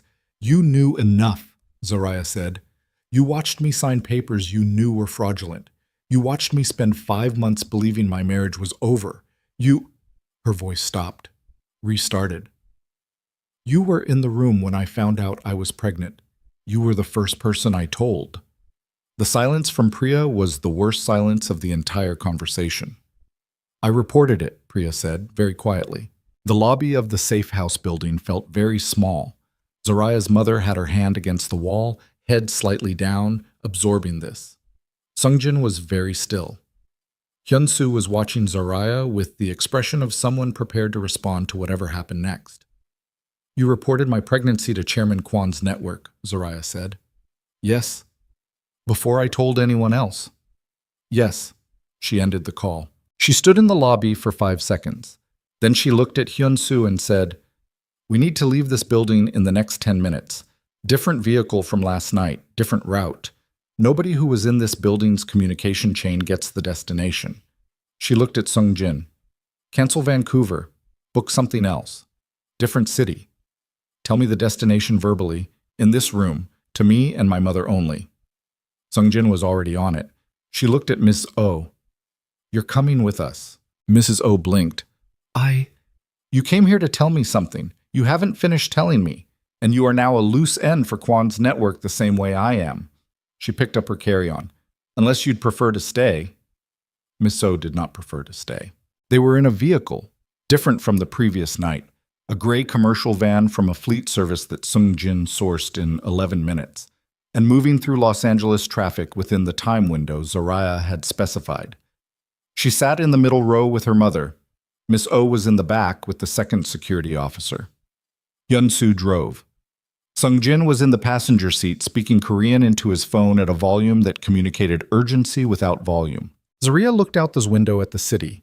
She was 22 weeks pregnant, sitting in a commercial van with her mother and a woman who'd helped engineer her destruction, running from a network that had been inside her life for over a year, on her way to an undisclosed location in a city that Sungjin had told only her and Eleanor in a whisper before they got in the vehicle.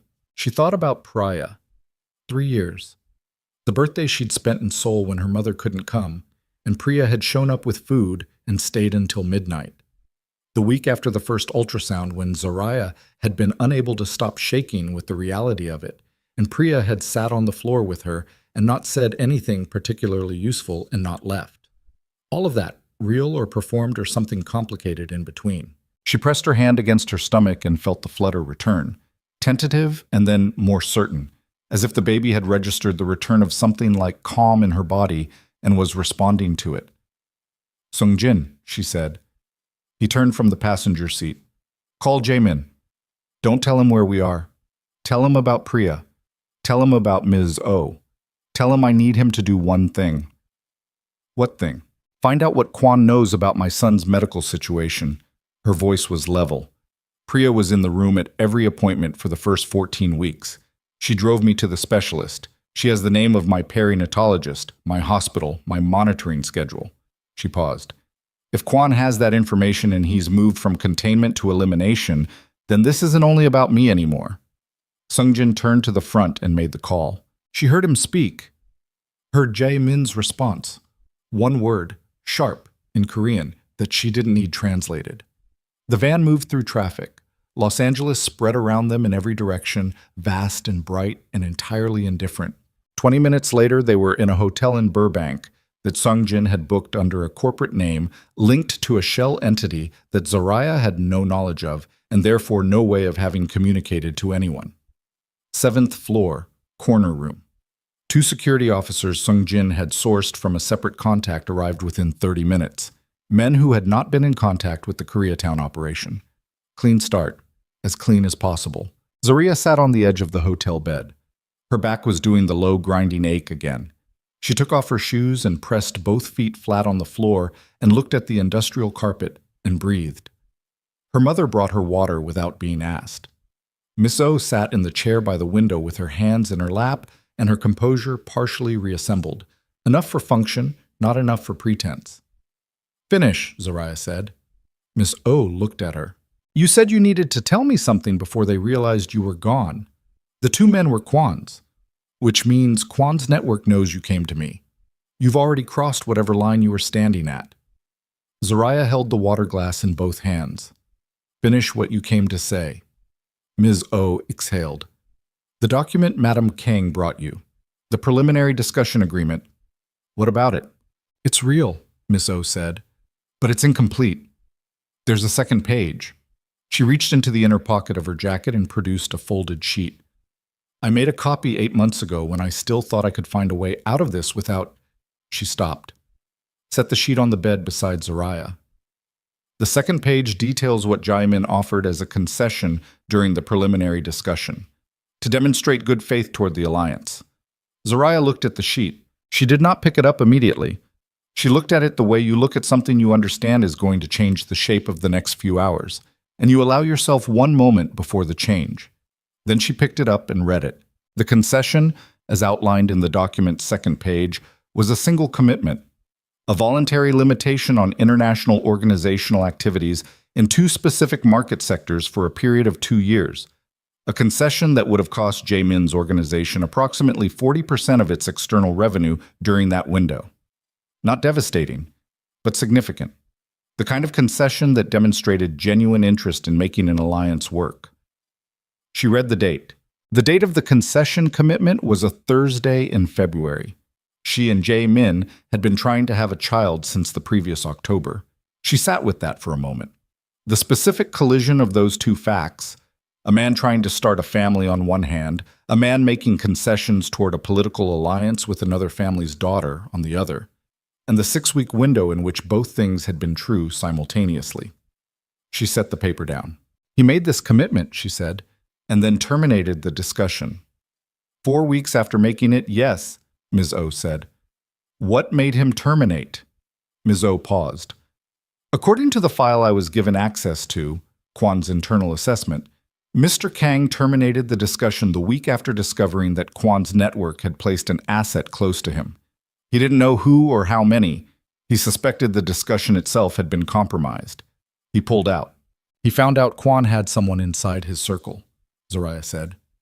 "Yes. But he didn't find out about Priya."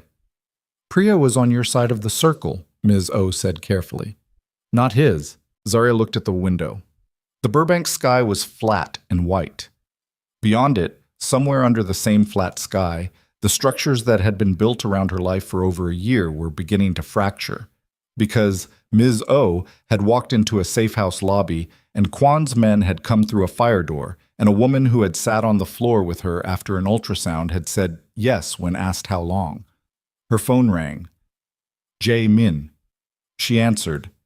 "Tell me," she said. "Kwan's network has your perinatologist's name, the hospital, and your monitoring schedule through week 22. His voice was stripped of everything except information. Priya sent a detailed summary to a relay address 6 days ago, before the airport, before any of this became visible. The monitoring schedule through week 22. He's been planning around my medical timeline, she said. Yes, there is a window in your protocol, week 23, the gap between your standard monitoring appointments, where you would normally be without a medical support structure for 4 days. A pause.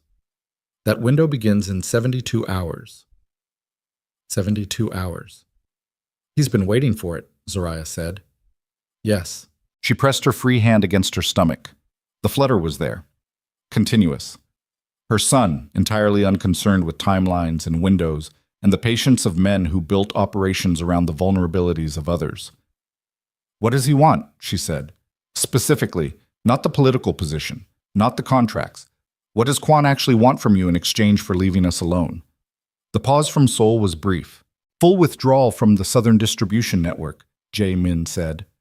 My organization's exit from 3 infrastructure contracts, and my signature on a document acknowledging that the preliminary discussion constituted a binding agreement which would retroactively give his office legal leverage over my organizational structure for the next 7 years. He wants your signature on a fabricated obligation, yes. And if you sign it, I lose the Southern contracts. I lose the infrastructure positions. I lose approximately 60% of the organization's legitimate revenue base and all of the political cover that comes with it. A beat. And I give Kwan's office legal grounds to interfere in my business operations for 7 years. What's the alternative? The alternative, he said, is that I don't sign it, and he uses the 72-hour window. She was quiet. Zoraya, don't, she said. Don't tell me what you've decided. I know what you've decided. I need you to not tell me so that I can tell you something first. A silence. All right. I have Ms. O. She has documentation. I have enough to take to the international press about Kwan's network, the forged documents, the placed assets, the fabricated photographs, the monitoring of a pregnant American citizen. That's not a Korean story. That's a story that crosses into American jurisdiction and European financial regulation and at least 4 treaty obligations involving data privacy. She could hear him breathing on the other end. That's a nuclear option, he said. I know what it is. If we release it without a controlled structure, Kwan's lawyers, I know what his lawyers will do. I also know that a public scandal of this scope gives him a problem he can't solve quietly. She pressed her hand flat against the bed. He built this entire operation on quiet, on invisible pressure, on things that couldn't be proven or traced. The moment it's visible, it changes the calculation. It puts you in the center of a very visible target, he said. I'm already in the center of a target, she said. The difference is right now the target is invisible and I'm in it alone. I would rather be in a visible target with my name attached to the reason it's visible. She paused. I would rather fight a war people can see than be managed by one they can't. The silence from Seoul lasted longer this time. What do you need from me? He said. I need you to trust me for the next 48 hours, she said. I need you to not move on Kwan independently. I need you to hold whatever you've decided to sacrifice and wait. And if the 48 hours don't work, then you do what you were going to do anyway, she said. But give me the 48 hours first. She heard him exhale, a long, controlled breath, the kind you take when you're choosing to put something down that you've been carrying. 48 hours, he said. Yes. Zoraya. What? The pause before he spoke had a quality she hadn't heard from him before. Something below the careful and the controlled. Something that had been there since the airport and hadn't found its way into words until now. I should have told you about the preliminary discussion, he said. Not because it changes what it was. Because you deserve to know what I was navigating, and I chose to navigate it alone. I have been doing that our entire marriage, choosing to handle things alone because I decided that protecting you meant keeping things from you. Another breath. I was wrong. I've been wrong about that for a long time. She held the phone. I know, she said. That's not an apology. I know it's not enough for one. No, she said. It's not. But it's true. I know it's true, she said. That's the complicated part. She ended the call. She sat on the edge of the hotel bed in Burbank with the second page of the preliminary discussion document in her lap and her mother in the chair across from her and Miss O at the window, and Sung Jin's voice audible through the wall as he coordinated whatever he was coordinating, and she thought about 48 hours. 72 until the monitoring window. 48 to do something with the documents in her possession. And somewhere in Seoul, a man who had just told the truth with nothing left to manage it with, sitting with the phone in his hand and the empire he'd built for 15 years and the calculation of what it was worth, with her on one side of the scale. Her phone buzzed. A message from an unknown number. New relay, different from the previous ones, that contained no words at all. Only an address in downtown Los Angeles and a time. 10 a.m. tomorrow. Below it, a single line. Chairman Kwon would like to meet. She stared at it. The baby moved. Sharp. Definitive. The full-body roll that the perinatologist had told her meant he was healthy and strong and entirely indifferent to the world's complications. She pressed her palm flat against it and felt the movement continue, and she sat very still and let the decision come into focus. The way decisions come into focus, when you've run out of every other option, and what's left is the thing that was always going to be the answer. She typed back, "I'll be there." Sent it. And somewhere in downtown Los Angeles, in whatever room Chairman Kwon was sitting in, a man who had spent 14 months being certain he controlled every variable in this situation, read her reply and understood for the first time that he had. The address was a building in the financial district. Not a hotel meeting room, not a restaurant. A building, 40 stories of glass and poured concrete with a lobby that had the particular blankness of architecture designed to communicate permanence rather than welcome. The kind of building that said the person inside it had stopped needing to impress anyone and had started simply occupying space the way weather occupies space, as a fact rather than a choice. Zariah stood on the sidewalk outside it at 9:53 a.m. and looked up at it for a moment. Yunsu was at her left shoulder.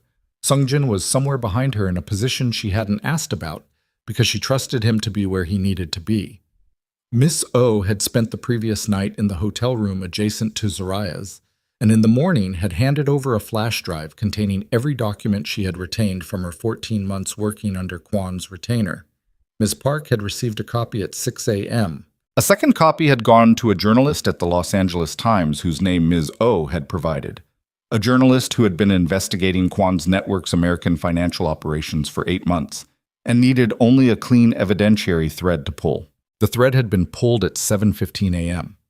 Zariah didn't know yet what that meant in practical terms. She knew it meant that the conversation she was about to have was happening inside a window that was closing, and that Chairman Kwon either knew the window was closing or was about to find out, and that the difference between those two things would determine the temperature of the room she was walking into. She had called Jaemin at 8. "I'm going in at 10, she'd said. "I know." A pause. "I should be there." "No." "Zariah, he called the meeting with me," she said. "Not you.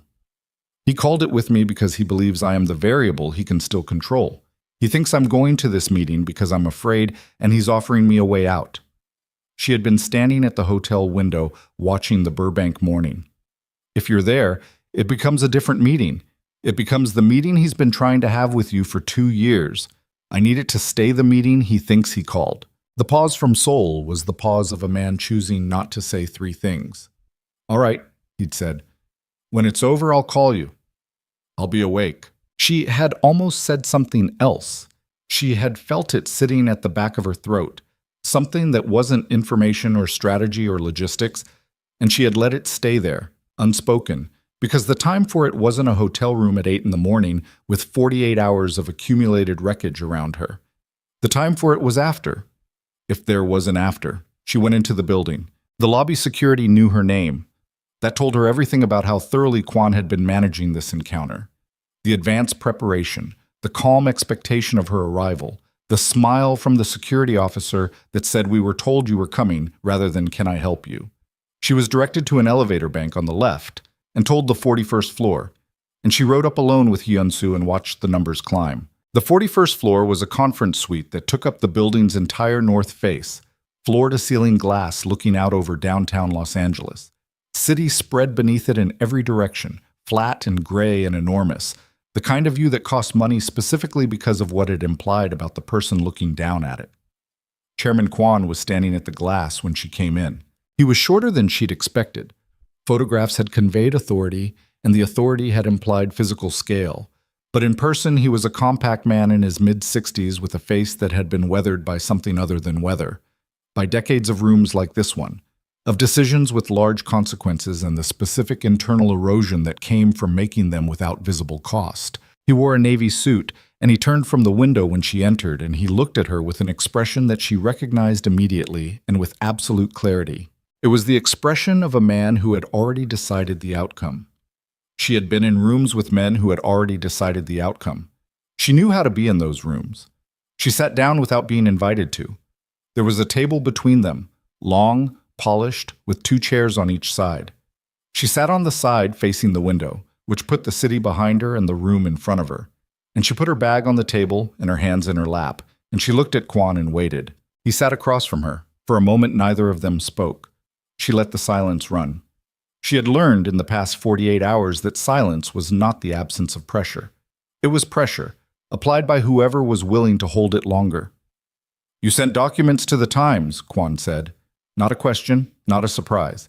A confirmation, delivered with the flat affect of someone who had expected this and had already calculated past it. "This morning," she said.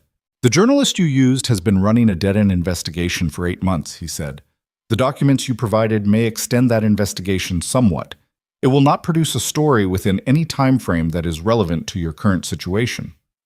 "My current situation," she said, "which is, you are 22 weeks pregnant outside your medical support infrastructure, being moved between secured locations by a man who is trying to protect you with resources that are significantly outmatched by mine." He folded his hands on the table. "And in approximately 40 hours, you will need to return to a medical facility for your scheduled monitoring appointment, at which point your location becomes predictable." She looked at him. "You built this operation over 14 months," she said. "You placed an asset in my personal staff. You compromised my attorney. You forged legal documents, fabricated photographic evidence, and engineered the collapse of my marriage." She kept her voice even. "And then you invited me to a meeting." "I invited you because you're intelligent," he said. "You're the first person in this entire situation to respond unpredictably." A pause. "Jaemin, I understand. I have understood him for 2 years. He protects, he calculates. He sacrifices assets to preserve what he values most. Predictable." His eyes moved briefly to her stomach. I underestimated." "I know," she said. "That is not a compliment I offer carelessly." "I'm not here for your compliments." He studied her for a moment. "What are you here for?" "I'm here to tell you what's going to happen," she said. "Not to negotiate, not to accept terms, to tell you." Something moved in his face, not quite surprise. The recalibration of a man who has walked into a room expecting a specific dynamic and found a different one. "The documents Miss O provided are currently in the hands of 3 separate parties," Zoraya said. "Miss Park, who is a licensed attorney with obligations under Korean and international law, the Times journalist whose editor has already been briefed, and a regulatory compliance officer at the Korean Financial Services Commission whose name I am not going to share with you." She watched his face. "The FSC contact is the one that matters most to you, I think, because the FSC inquiry will not be about me. It will be about the financial structures your network used to fund the surveillance and document fabrication operation. Those structures cross 4 jurisdictions and involve capital movements that your legal team cannot retroactively sanitize." Kwon's hands on the table had not moved. "That is a significant claim," he said. "Miss O kept very detailed records," Zoraya said. "She is a meticulous woman. It's what made her useful to you and what makes her dangerous to you now." A silence. "What do you want?" he said. "I want you to understand something," she said. "Not as a negotiating position. As a fact. She leaned forward slightly, both forearms on the table. You built this operation around the assumption that I was a temporary problem. A foreign woman without structural roots in your political landscape, with no organizational backing, with every reason to take a quiet settlement and disappear. She held his eyes. You were right about all of it. 6 months ago, you were right about all of it. And now, he said, now I have nothing left to protect by being quiet, she said. You took the marriage. You took the sense of safety. You took my trust in my own attorney, my own assistant, my own understanding of what was real. You took a year of my life, and you took it through the person I told first when I found out I was pregnant. Her voice did not break. She had decided it would not break in this room. When there is nothing left to protect by staying quiet, quiet becomes the only thing you have left to take, and I'm not giving it to you. Quan looked at her for a long moment. The documents go public, he said, and Jae-min's organizational exposure goes with them. The preliminary discussion document is a document describing a terminated preliminary discussion, she said. His legal team has 17 different ways to contextualize it. Yours has none, because his team is managing a business negotiation and yours is managing a criminal conspiracy. She sat back. You don't have leverage over him with that document. You never did. You had leverage over me with it, which is different. And now you know what it is. And now I know what it is, she said, which makes it useless. The city spread out behind her, 41 floors down, indifferent and enormous. Quan looked at the table for a moment. When he looked up, the quality in his eyes had changed. Not softened. Nothing in this man softened, but shifted. The particular shift of a person who has been running a calculation and has arrived at the point where the numbers stop working. What are your terms? He said. I told you, I'm not here to negotiate terms. Then what? I'm here to tell you that the choice you had 6 months ago, quiet settlement, disappeared problem, cleared path, is gone, she said. That window is closed. What's in front of you now is either a public exposure that you survive in diminished form, or a public exposure that you don't survive at all. The difference between those outcomes depends entirely on whether your legal team is faster than Ms. Parks. She stood. I'd call them, she said. Today. She picked up her bag. Hyun-soo was already at the door. She moved toward it, and she did not look back at Kwon, because looking back was the thing you did when you weren't sure you'd said everything you needed to say, and she was sure. She was in the elevator descending when her phone rang. Ms. Park. The FSC inquiry has been opened, Ms. Park said without preamble. Formally, 20 minutes ago. It will be public within the hour. Zariah closed her eyes for 2 seconds, opened them. And the times? The editor called me at 9:50. They're running a digital piece this afternoon. Full print tomorrow. A pause. Zariah, this is going to be very loud. I know. Are you ready for that? She thought about it. Truly thought about it. The loudness, the visibility, the specific kind of exposure that came from being at the center of a story this size. Her name, her face, her pregnancy. All of it public, all of it scrutinized, all of it permanently attached to an international scandal involving political corruption and organized crime. She thought about the alternative. Yes, she said, I'm ready. She called Jae-min from the sidewalk outside the building. He answered immediately. It's done, she said. A silence. Then, are you all right? Yes. The FSC. I know. Ms. Park just called. She stood on the sidewalk with the Los Angeles sun finally breaking through the overcast overhead, thin and pale, but present. It's going to be loud. I know. A beat. My legal team has been briefed. We're ahead of it. The preliminary discussion document will be contextualized accurately, he said. A terminated preliminary discussion is not an agreement. Kwon's lawyers know that. They were hoping you didn't. He paused. How did he take it? Like a man who's been certain about something for a long time and has just found out he was wrong, she said. A beat. Zariah, I know what you're going to say. Then I won't say it yet, he said. Come home first. She stood on the sidewalk. I need my medical records transferred to Seoul Central Medical Center, she said. My perinatologist here will coordinate.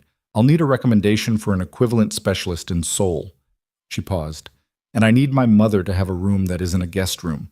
She's not staying in a guest room. She heard something change in his breathing. The quality of breath changing when you've been holding something and you set it down. I'll have it arranged before you land, he said. I'm not forgiving everything, she said. The preliminary discussion, the omission. I'm not... She stopped. I'm carrying a very large amount of things right now, and I cannot process all of them at once. I need you to understand that. I understand, he said. I'm not asking you to process anything on my schedule. I know you're not, she said. That's partly why I'm coming back. She ended the call. She stood for a moment longer on the sidewalk, one hand on her stomach, the pale sun on her face, the city loud and indifferent around her.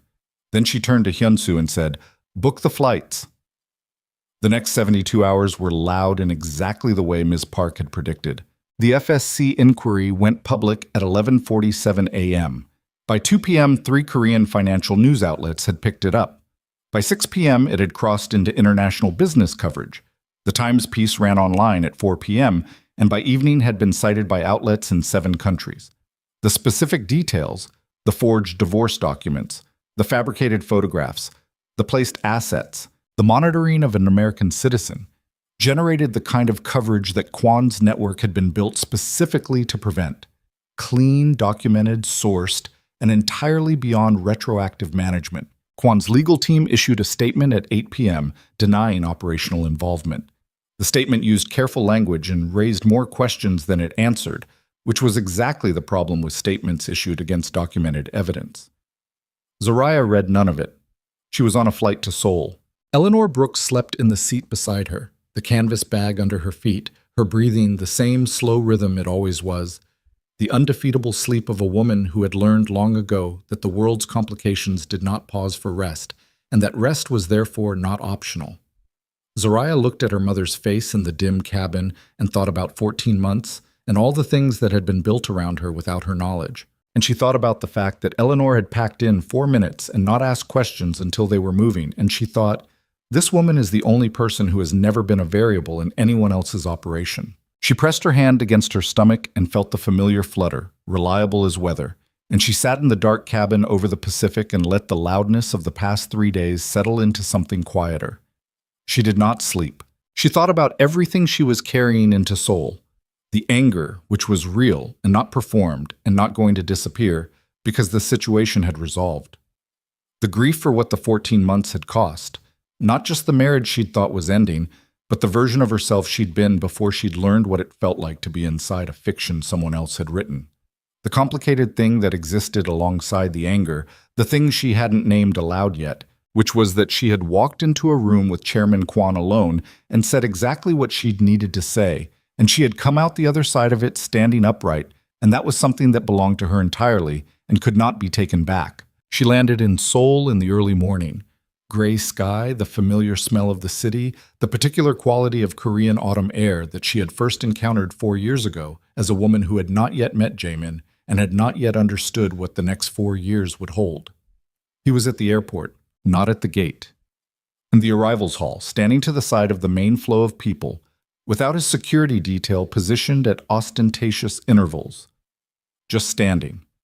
He looked like a man who had not slept, which she recognized because she looked like a woman who had not slept, and they were matched in their exhaustion in a way that felt more honest than anything polished could have. Eleanor saw him first. She looked at Zoraya and said very quietly, "I'll find the car," and she walked away with her canvas bag and left them to it. Zoraya stopped in front of him.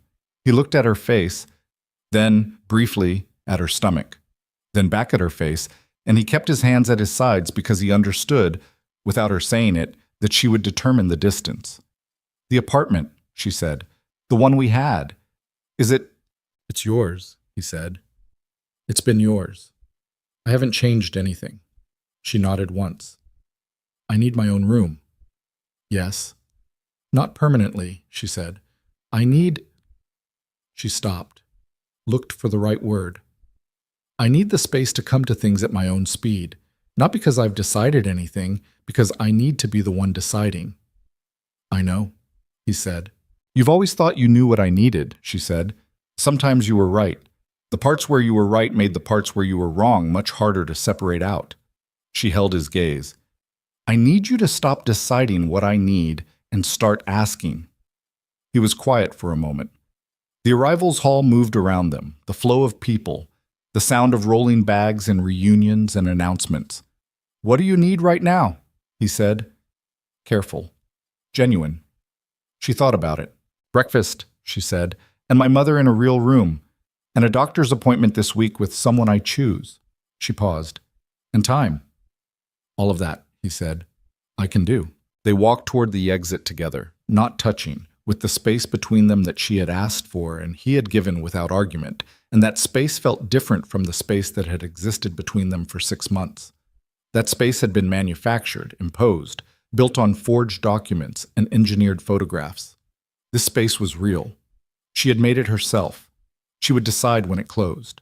The apartment was exactly as she'd left it. She stood in the entrance hall and looked at the hallway and the living room visible beyond it and the Han River through the floor-to-ceiling glass, gray and wide and quiet in the early morning light. The painting she'd bought at a gallery in Insadong was still on the wall where she'd hung it. The specific disorder of her bookshelves, her system, incomprehensible to him, perfectly logical to her, was undisturbed. She walked to the window and looked out. Behind her, she heard Eleanor and Jae-min exchanging a few words in the entrance hall. Her mother's voice matter-of-fact, his voice careful, and then the sound of a door, and then Jae-min was in the doorway of the living room. The guest room is the second door on the right, he said. For your mother. I've stocked it as a permanent room, not a guest room. Eleanor appeared behind him with her canvas bag. She looked over his shoulder at Zariah. Zariah nodded. Her mother went down the hall.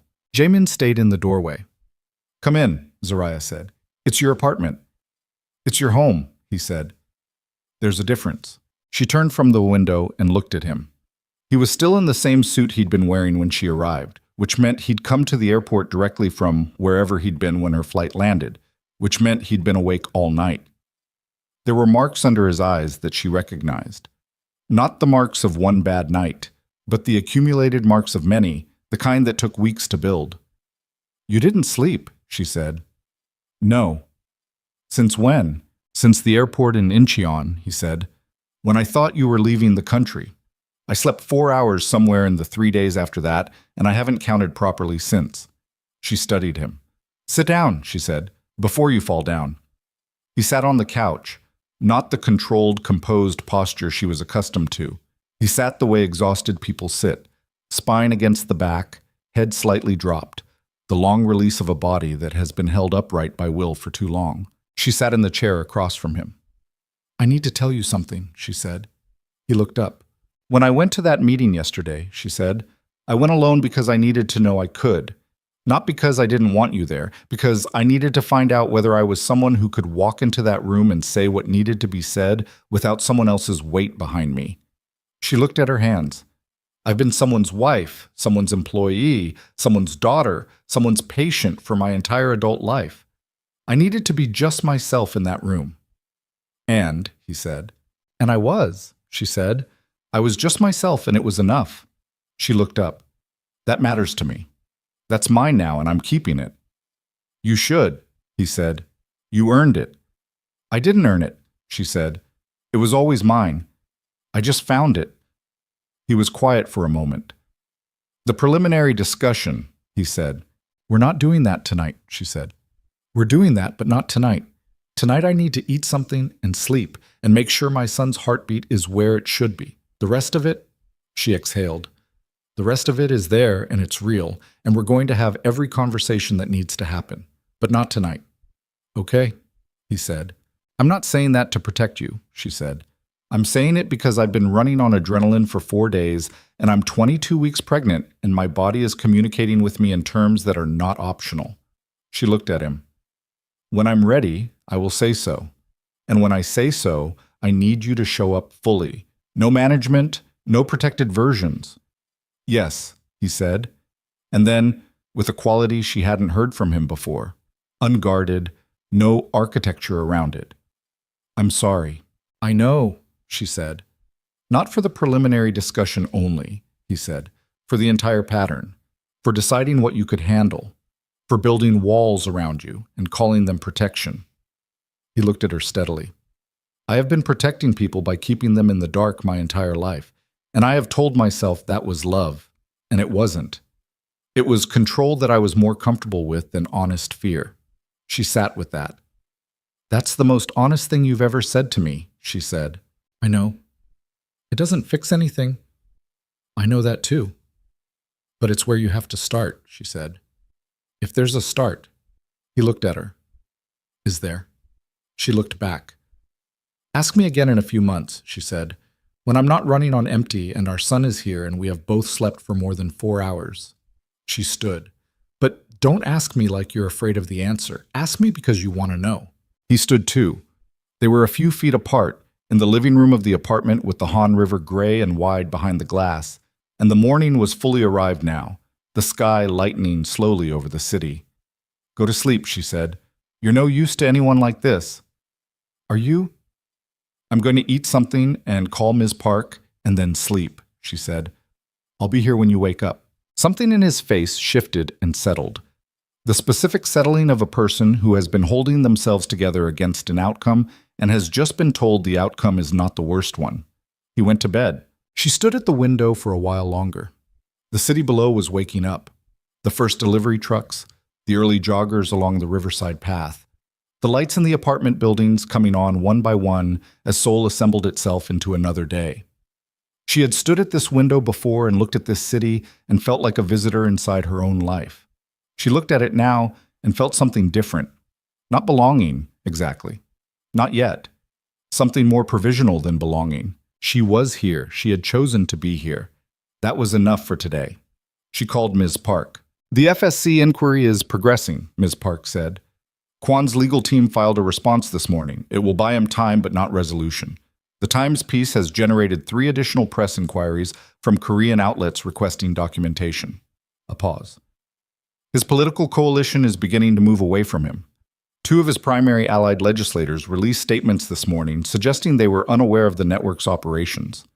Rats leaving, Zariah said. Efficiently, Ms. Park confirmed. I expect formal charges within 3 to 4 months. The civil exposure on the document forgery alone is significant. And Miss O, she is cooperating fully with 2 separate inquiries. I've arranged independent legal representation for her. A pause. She asked me to tell you that she is aware that an apology is insufficient. It is, Zariah said.